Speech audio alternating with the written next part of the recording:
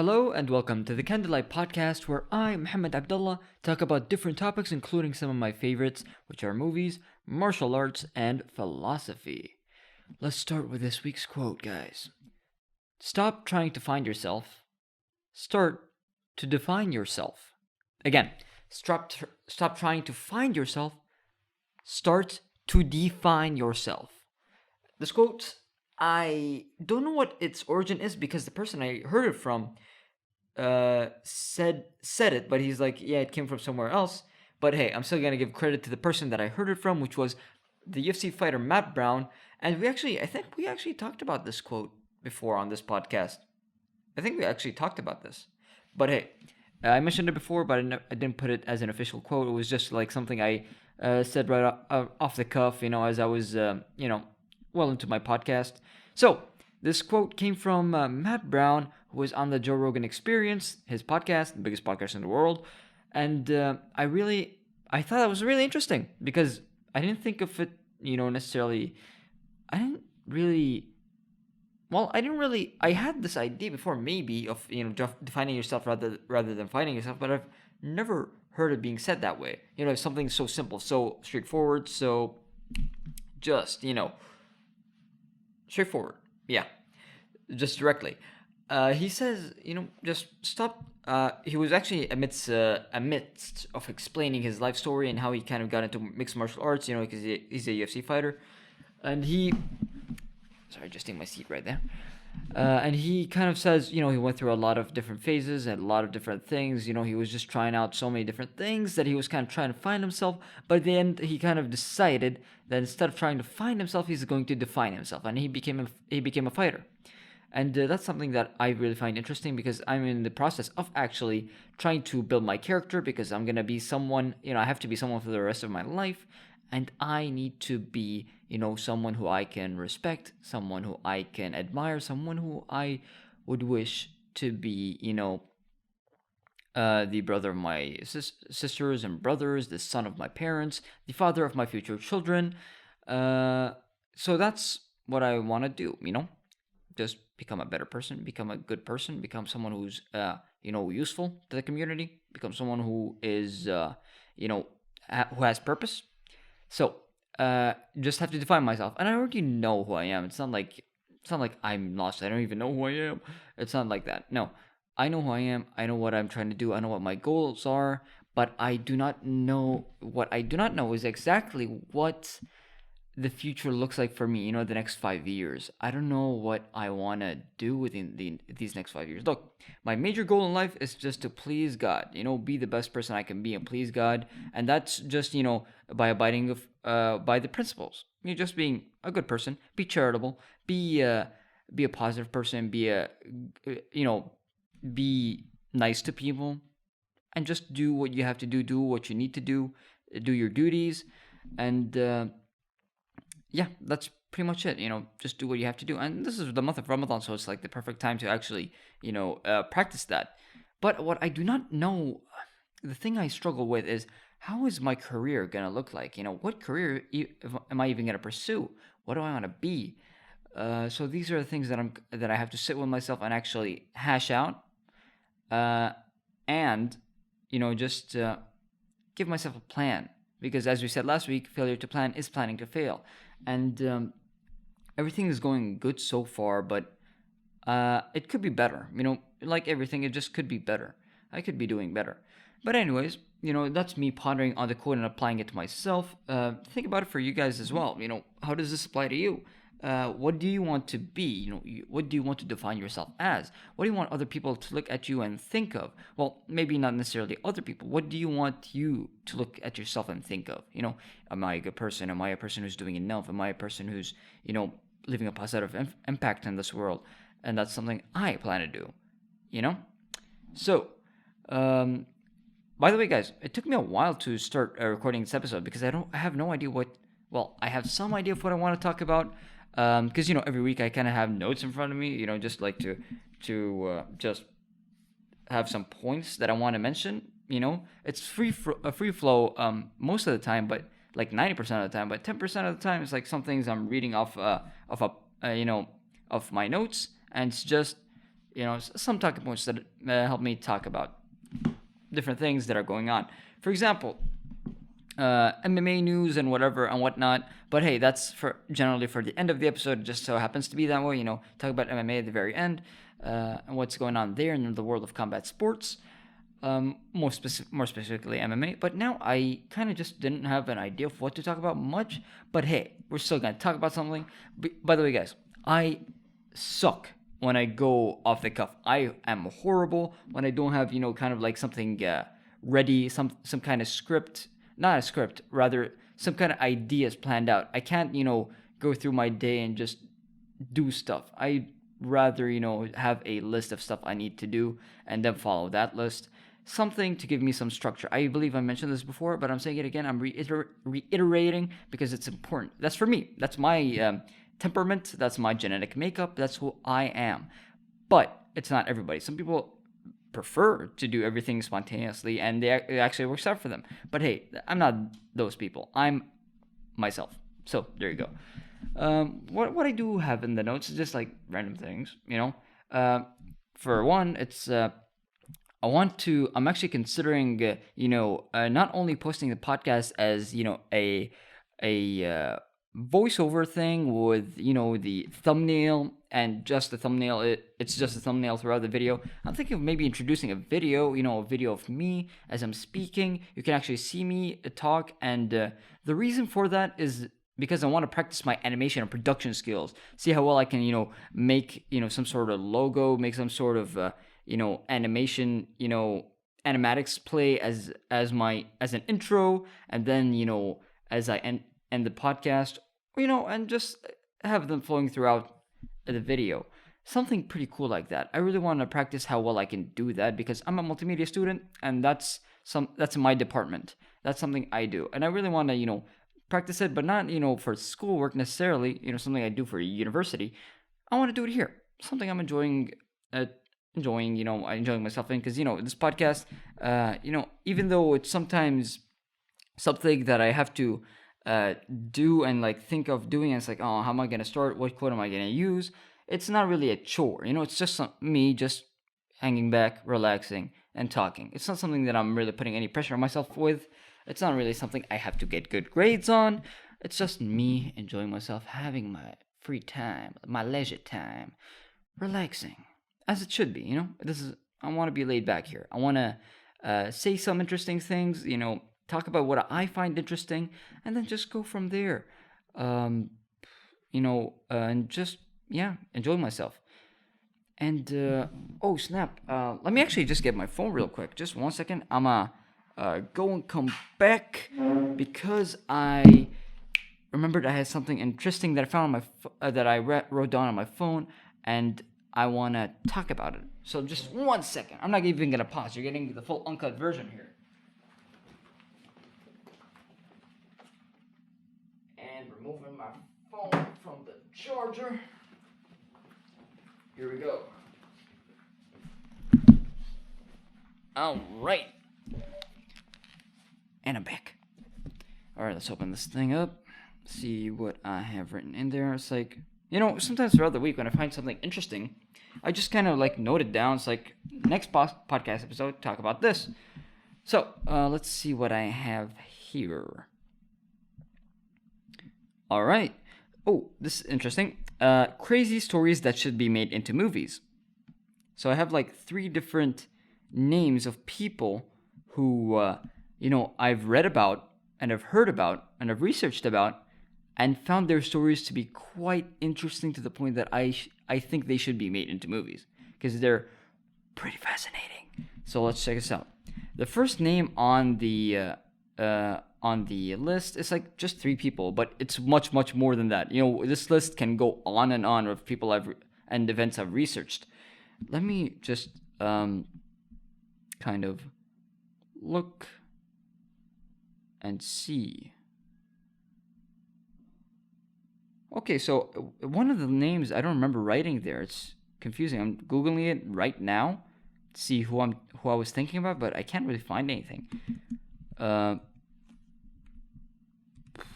Looking for this right now. Oh, okay. Okay, I wrote the name wrong. Okay, Google just corrected me, and I remember just now. Alrighty. Huh. Okay, so first person up, Gonzalo Guerrero. Gonzalo Guerrero. I'm saying it in a Spanish accent because he's not really Mexican. He's a Spaniard. He actually moved to Mexico back in the 1500s, early 1500s, because Spain was exploring the New World at that time, and they went to Mexico to meet the Maya peoples. So let's read this straight from the Wikipedia, because man, this was interesting the first time I read it. So check this out. Gonzalo Guerrero was a sailor from Palos in Spain who was shipwrecked along the Yucatan Peninsula and was taken as a slave by the local Maya. Earning his freedom, Guerrero became a respected warrior under a Maya lord and raised 3 of the first mestizo children in Mexico, which means mixed children mixed with Spanish and native Mexican blood. And presumably the first mixed children of the mainland Americas. Little is known of his early life. So, he goes on to talk about his shipwreck. In 1511, sailing with 15 others, including Geronimo de Aguilar, in a caravel from Panama, and heading for Santo Domingo, these places that are renamed in Spanish because, the Spaniards took over those places. Before, it's not called Santo Domingo. It's not called Holy Sunday, which Santo Domingo means in Spanish, by the way. It's not called Holy Sunday. It's something else. The local people, the native people, called it something else. But here you go. This is what we know. He was shipwrecked. However, the crew managed to board the ship's lifeboat and drifted for 2 weeks along the Yucatan Peninsula until strong currents brought them to shore of what is now Quintana Roo in Mexico. On reaching land, Guerrero and the other members of the crew were captured by the local Maya. Guys, if you've seen the movie Apocalypto, it's not a fun thing to be captured and become a slave of the Mayans or the Aztecs. Watch that movie. It's awesome. It has kind of a bunch of nudity in it, but it's still an amazing movie. Just something to see. Anyway. Slavery. That's the next chapter's name in Wikipedia. Bernal Diaz de Castillo records Aguilar's account, whereby Mayans sacrificed. Oh my God! Whereby Mayans sacrificed some of the cruise ship's crew almost immediately. Even though I know that, while putting the rest into cages. Even though I know that Mayans used to sacrifice. Wow. Immediately? Wow. Anyway, while putting the rest into cages. The Spanish managed to escape, but other Mayan lords captured and enslaved them. By 1519, the year Hernan Cortés began his conquest of Mexico. Man, Hernan Cortés, this guy stirred some stuff up. This guy did some stuff. Crazy stuff. Read up on Hernan Cortés. He's a different animal altogether. It's a different story of the conquest of Mexico. Wow, that was an interesting listen and read, because I kind of did both while just reading up about these crazy stuff that happened. Only 2 from the original shipwreck remained alive. Gonzalo Guerrero, our main guy, who by this time had become famous in the Mayan world as a war leader for Nachen Can, Lord of Chactemal. I don't know how to pronounce it with the Mayan accent because I don't know the Mayan accent. Which included parts of Mexico and Belize, and Geronimo de Aguilar, who had taken holy orders in his native Spain. Guerrero had by then married Nachan Khan's daughter Zazilha, and had fathered the first mestizo children in the region. Wait a minute. So he married the chief's daughter. All right. Cortés also learned that it was Guerrero's suggestion which led to the earlier attack on Cordoba's expedition. Something else. Reluctance to return. He didn't want to return to Spain. He has a family now in Mayan Mexico, in the Yucatan. On arriving in Cozumel from Cuba, Cortez sent a letter by Maya messenger across the mainland, inviting the two Spaniards, again, Geronimo and Gonzalo.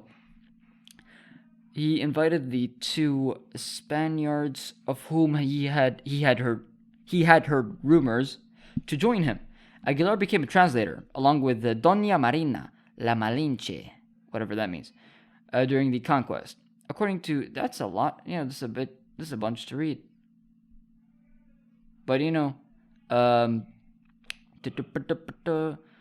sorry for the background noise. My family, it's outside my room, but hey, I can't really block them out. All right, so remember when I said this podcast was going to be uncut? Yeah, I kind of didn't follow through on that because my brother just knocked the door and I had to talk to him and tell him to go out because I'm doing something. But hey, let's continue. So Gonzalo Guerrero, yeah, he's apparently it's been a little back and forth, and check this out. Aguilar spoke to Guerrero, reminding him of his Christian faith and warning him against throwing away his everlasting soul for the sake of an Indian woman. But he did not convince Gonzalo because they're like, hey, you can't do that. You're not going to go to heaven if you stay with here. Which is why? Why not? Let me just read the rest of this. According to Robert S. Chamberlain, Francisco de Montejo discovered that Guerrero was the military captain of Chetumal. Chetumal. That's an interesting word. 1 second. Let me just. For Chetumal. He tried to win him over by sending him a longish letter reminding him of his Christian faith. Again, this is a different guy though. Offering him his friendship and a complete pardon. You didn't do anything wrong by being with these Indians. You're going to come back to Spain and you're going to be happy about it. What is this? And asking him to come to the caravel. Guerrero replied by writing on the back of the letter that he could not leave his lord because he was a slave. Even though I am married and have a wife and children, I remember God and you, sir, and the Spaniards have a good friend in me. Oh, okay, that's cool. So he just, he was like, don't worry, I'm still down. I'm still down with the religion. I'm cool, but I'm a slave here. This is interesting. All right. So yeah. By the way, guys, I'm kind of reading these things for the first time as well because when I first read of the story, I just kind of heard, the Spaniard decided to become an Indian. Yeah, not supposed to use that word. It's supposed to say something like native. Native, but he's not really native. He decided to become one with the natives. He decided to join them, Avatar style. That James Cameron movie that came out over a decade ago. I'm just reading like different stuff right now. Anyway, so that was interesting, right? Some Spaniard who went to the Yucatan Peninsula in Mexico and decided, hey, I'm gonna be one of you guys. Well, he was, captured and enslaved, and his crewmates were killed and sacrificed to the gods. But that's what happens, That's what happens. But hey, he made it. Pretty cool. Anyway, so moving on to the next person on the list of people that I found whose stories are interesting and downright fascinating. The other guy, number 2 on my list right now is Joe Kiyama. Now, I don't even need to pull up the Wikipedia page for this guy because I know his story. I've read it well and I have it by heart. But hey, I'm just going to pull it up just in case, just so I can have my reference correct and in check, if I want to go back and read something. Anyway, so Joe Kiyama was I'm reading off of Wikipedia because why not? Joe Kiyama was a Navajo soldier in New Mexico's 200th Coast Artillery Unit who was captured by the Imperial Japanese Army after the fall of the Philippines in 1942 during the Second World War. Kiyama was a POW, a prisoner of war, in Nagasaki at the time of the atomic bombing, but survived, reportedly having been shielded from the effects of the bomb by the concrete walls of a cell. Guys, this guy is a Navajo, a Native American, or the Navajos call themselves Dene, Native American tribe, the Dene tribe. At least that's what I know. That's what they call themselves. He enlisted in the World War. He fought in the World War, and he was captured in the Philippines by the Japanese army. And so he was taken to Japan, to Nagasaki, to be a prisoner. And he actually was in Nagasaki during the atomic bombing. Everyone there died. Most people there died. But he guys,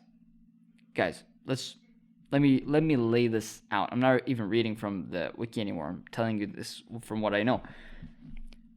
He not only survived the Baton Death March, which was in the Philippines. It was a death march. It was like, I don't know how many days it was. It was like a long time and many people just died as the march went on, and he was tortured and beaten and just tormented in the concentration camp in Japan. And he actually, he was the funny thing. The Japanese didn't know about him being a Native American. They thought he was a Japanese guy, kind of looked, Asian. They thought he was a Japanese guy who actually was born and raised in the U.S. So they thought it was like a type of, a type of betrayal that a Japanese person who lives in the U.S. is, fighting us now. Fighting the Japanese, fighting his own kind. But no, he's a Native American. He's nothing to do with Japan. So, and once he told them that he was a Navajo, of Navajo descent, they were like, Navajo.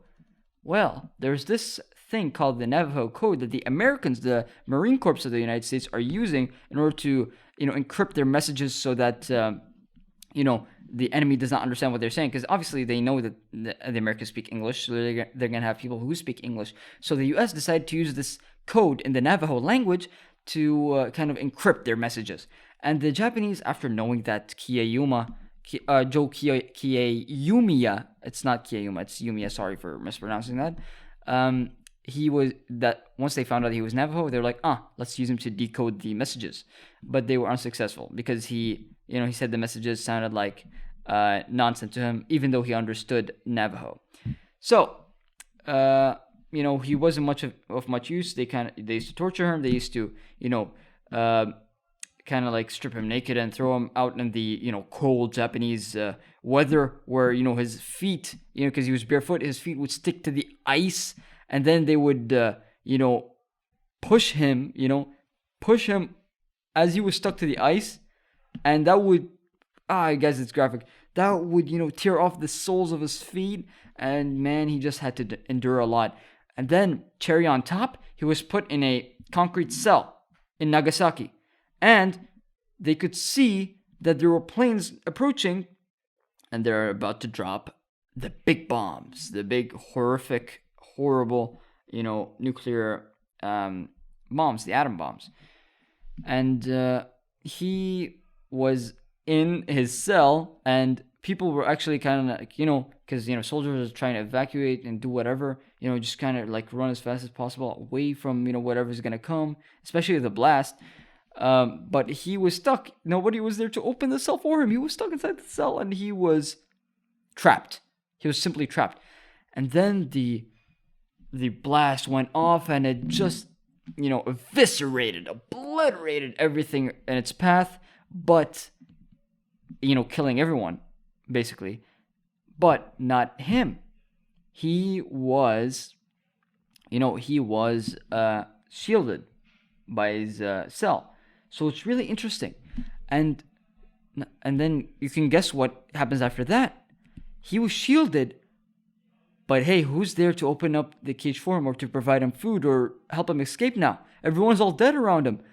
In his jail cell for 3 days. No food, no water, no one to talk to. He was just stuck there. And then finally, Japanese soldiers arrived at the scene to see what happened, and they let him out. And then eventually he went back to the United States, and he, went back to his home, which I believe is in New Mexico, which is, where the Navajo people are generally. New Mexico and Arizona, if I'm not mistaken, if I got my my knowledge of Native Americans right. So that's really interesting, man. It's just, and then he died of old age, and from at 77 years old. So there you go. Interesting. Tell me that story does not deserve to be, a movie. He survived the prison camps, the hell ships, and the torture, and was a prisoner in Nagasaki when that city was the target of the second atomic bomb dropped by the U.S. Army Air Forces. He survived the attack. He spent 3.5 years as a prisoner of war. He was abandoned in the city of Nagasaki for 3 days after the bombing, until a Japanese officer finally freed him. Come on, this guy. Come on, this is a movie. They kept, when he was fighting in battles and in wherever they were, and I think it was in the Philippines, Battle of the Coral Sea, Battle of Midway, as I can read here in Wikipedia. He was captured alongside with more than 60,000 Filipino and 15,000 American prisoners of war who were forced into the infamous Baton Death March, where how many people died? Let me just read. Where around 10 to 15,000 people died, but he survived. Wow. Dude. Crazy. Tell me that's not a movie. Anyway. So yeah, that's his story. So yeah, that's something I found interesting. And, oh snap, time's about to run out. I can't even get to the rest of the list.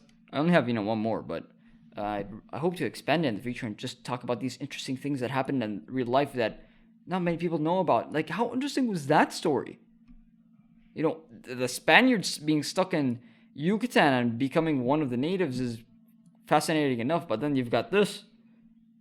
Guys, you know who is next on my list? I'm actually going to read out the name. Lapu-Lapu, who is a Filipino. Oh, these things are tying together perfectly, honestly. First, we talk about Gonzalo Guerrero, who's a Spaniard who went to the New World, which is North America, and then met with the natives. And then we talk about a story about a Native American who went to Philippines, fought in battles there. And then we're talking about a Filipino Filipino hero who fought off the Spaniards as they were trying to invade the Philippines. Ties up together. It's back to the Spaniards. Wow, I didn't realize this when I wrote this, but it's pretty interesting how it all tied together, and just was very linear in that way. Awesome. Anyway, he's next on my list, Lapu-Lapu, but I don't think 2-3 minutes are gonna do his story justice. Who he is.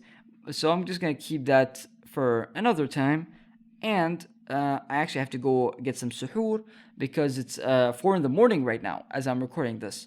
And hopefully this video is going to go up at 12 p.m., which I'm probably going to be asleep. I'm going to wake up at 12 a.m., 12 p.m. hopefully today, because, I'm going to sleep after Fajr and then wake up at 12, hopefully. And the video will be up. It's going to be scheduled to go up. And I have a class starting at... Wait, no, I don't have a class tomorrow. Tomorrow's Saturday. What am I saying? Tomorrow's a Saturday, and I got still the weekend. Oh, by the way, we start our weekdays on Sunday here in the UAE. It starts on Sunday, not on Monday, and we have Friday off instead of having a school day or a work day. Yeah, because Friday is our day of going to and joining. We call it Yom al-Jum'ah, which literally means Friday and the day of getting together. Because, we get together with family generally on Fridays. And something we do every week. Not this week, however, because, my grandmother had other plans, so we can't really gather at her house. But we did go, to our aunt's house and, sit down, gather. Some of the cousins were there, not everyone. Usually, not all the first cousins, like it usually is on Fridays. But hey, we do what we can. Anyway, so this was a fun podcast. I didn't expect to even talk about this that long. I was actually gonna talk about MMA as well. I started this podcast saying I didn't even know what to talk about, and then I just opened up my phone and there was this, and I remember that there was this on my phone, so I opened it up, and I was actually planning to talk about MMA, like the MMA news this week, but hey, I guess I can't. Time's running out. But hey, Kamaru Usman and Jorge Masvidal are fighting this weekend, and I can't wait for that fight. I'm really rooting for Usman. I really hope he gets the knockout. But, Jorge has never, ever been knocked out in his professional career. So we'll see what happens. I'm really excited for that fight. I'm predicting Usman's going to win. I'm predicting he's going to win by decision, but I really hope it's going to be a knockout. So there you go. Yalla, guys. This was the Candlelight Podcast. I hope you guys, by yours truly, Mohamed Abdalla, of course, gotta mention myself. Gotta put myself in there. Make sure you know who your host is. I hope you guys enjoyed, and I hope you guys come back for more. And once again, stop trying to find yourself. Start to define yourself. See you guys in the next one. Peace.